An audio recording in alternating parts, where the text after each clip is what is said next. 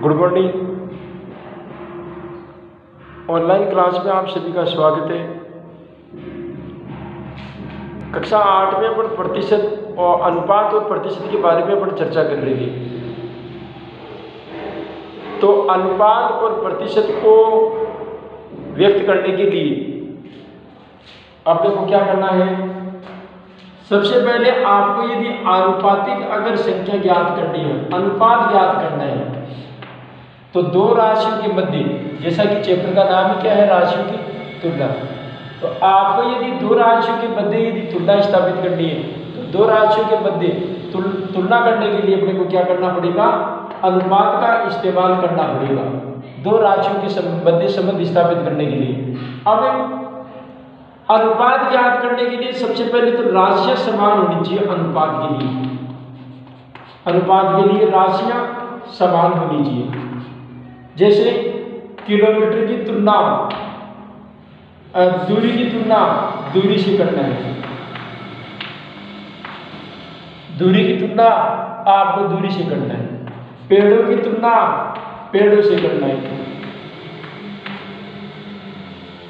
किसी फसल की यदि आपको तुलना करनी है तो उसकी दूसरी फसल से तुलना की जा सकती है।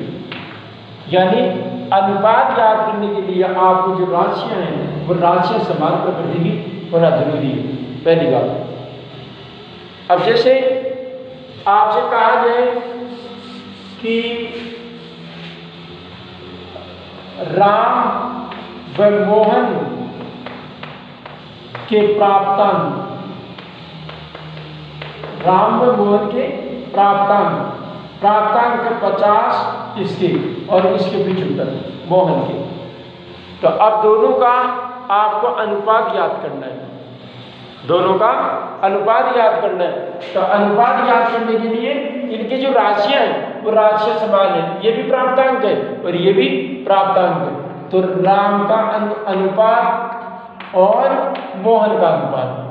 अब ये करते हैं तो आप उनको काटेंगे 50, 25 दूनी 50 और 25 दिया 75, तो 2:3। यहाँ पर ये अनुपात हो जाएगा, यहाँ पर ये अनुपात हो जाएगा। अब आनुपातिक संख्याओं को प्रतिशत में भी व्यक्त किया जा सकता है। आनुपातिक संख्याओं को प्रतिशत में व्यक्त किया जा सकता है। अब प्रतिशत में व्यक्त करने के लिए क्या करना पड़ता है, अपने को ये जो प्रारंभिक जो संख्या होती है, जैसे ये 2 और ये 3 है, तो आपको 2 को तो अंश मानना है और 3 को हर मानना है। ये पहली वाली जो अनुपात होती है वो तो अंश कहलाती है और दूसरी वाली जो अनुपातिक जो संख्या होती है वो हर कहलाती है। ये आपकी भिन्न बन गई। और किसी भी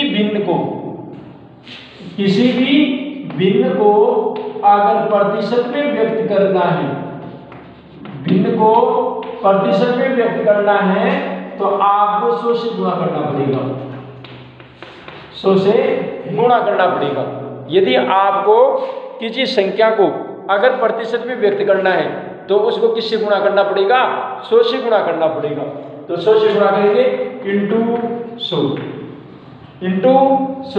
अब आप जो करते हैं उनको काट लें, जो भी आपका प्रतिशत, जैसे 66.67 आएगा ये प्रतिशत, तो आप 66.67% ये इसका प्रतिशत हो जाएगा। तो आपको किसी भी बिंदु को अगर प्रतिशत में व्यक्त करना है तो आपको 100 से क्या करना पड़ेगा, इसको गुणा करना पड़ेगा। जैसे 3:4 यह आनुपातिक संख्या है। अब इस आनुपातिक संख्या को आपको बिंदु में व्यक्त करना है। किस में व्यक्त करना है, बिंदु में व्यक्त करना है। तो बिंदु में व्यक्त करने के लिए क्या करोगे, 3/4 अब गुणा करना है 100 से गुणा कर दो साहब। 25 बार कट गया और 25 को 3 से गुणा करेंगे 25 दिया 75, तो 75% हो गया, 75% हो गया। तो इस प्रकार से आपको इनका प्रतिशत ज्ञात किया जा सकता है। यानी कि आनुपातिक संख्याओं को भी प्रतिशत में व्यक्त किया जा सकता है और जो आपकी आनुपातिक संख्या है उसको प्रतिशत में व्यक्त किया जा सकता है और आपकी जो भिन्न संख्याएं होती है उनको भी प्रतिशत में व्यक्त किया जा सकता है। तो प्रश्नावली 8वीं के अंदर प्रश्न पहला जो प्रश्न है उसको देखते हैं। निम्नलिखित का आपको अनुपात ज्ञात करना है। प्रश्नावली 8.1 का पहला सवाल, एक साइकिल 15 किलोमीटर प्रति घंटे की गति का एक स्कूटर की 30 किलोमीटर प्रति घंटे की गति से आपको अनुपात ज्ञात करना है। आपको अनुपात, तो साइकिल की रफ्तार, साइकिल की गति और स्कूटर की गति की आपको तुलना करनी है। यानी कि आपको साइकिल की गति और स्कूटर की गति की आपको तुलना करनी है।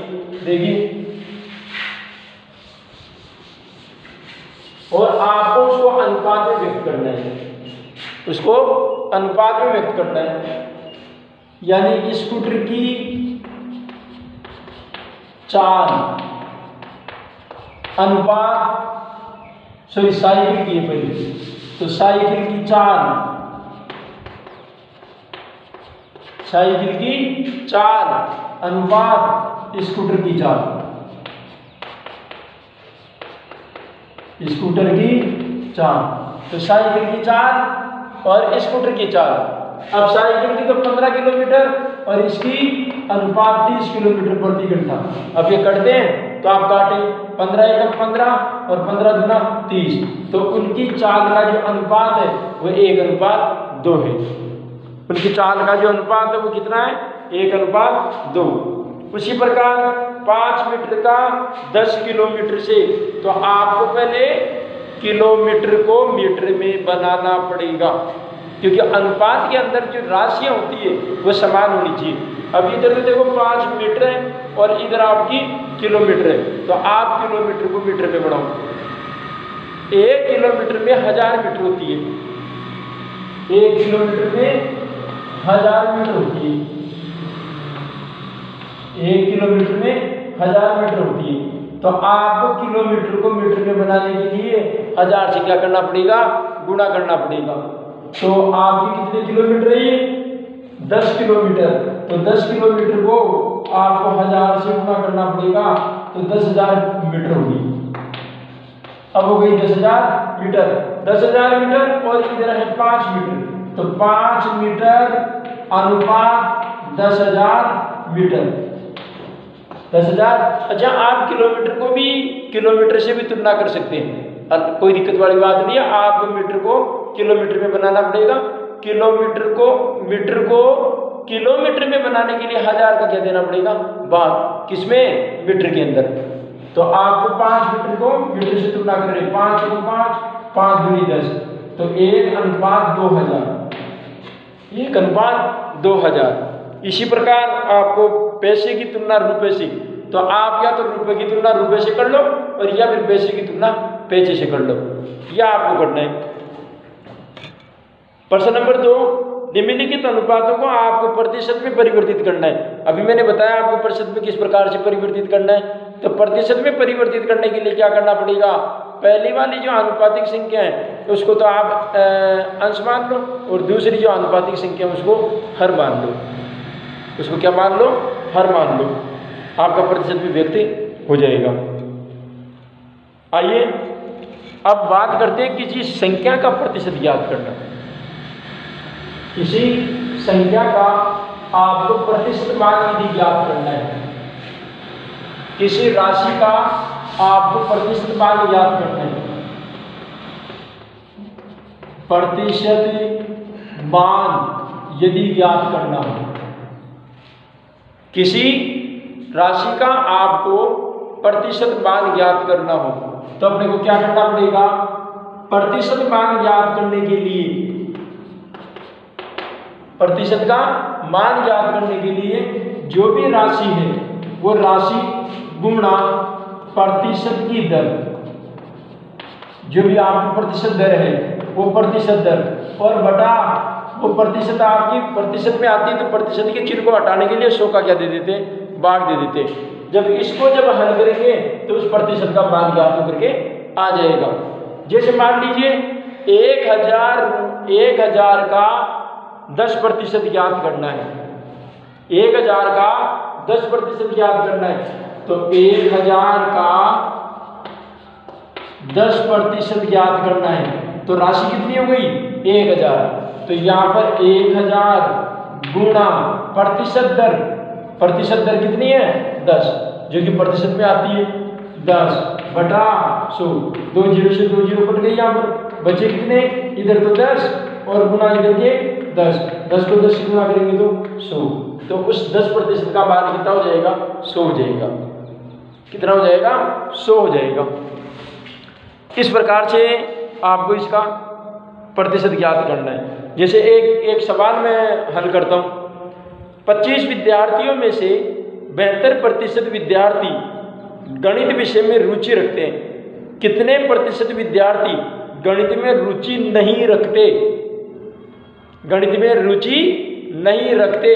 टोटल विद्यार्थी कितने हैं 25। 25 में से 72% में दे रखा है वो गणित में रुचि रखते हैं। तो गणित में रुचि रखने वाले प्रतिशत, गणित में रुचि रखने वाले विद्यार्थियों का आपको प्रतिशत दे रखा है, जो कि 72% दे रखा है। और कक्षा के अंदर कुल विद्यार्थी 25 है। कुल विद्यार्थी 25 है। अब 25 का यदि मैं 72% ज्ञात कर लूं, 25 का यदि मैं 72% ज्ञात कर लूं, तो गणित में रुचि रखने वाले विद्यार्थियों की संख्या आएगी, उसका मान आएगा। अब जो गणित में टोटल विद्यार्थी 25 है, 25 में 72% का जो मान आएगा उसको घटा दूं, यानी गणित में रुचि रखने वाले पक्षकारों को अगर मैं घटा दूं तो गणित में रुचि न रखने वाले विद्यार्थियों की संख्या आ जाएगी। तो पहले तो गणित में रुचि रखने वाले विद्यार्थियों की संख्या ज्ञात करो। गणित में रुचि रखने वाले विद्यार्थियों की संख्या, रखने वाले विद्यार्थियों की संख्या,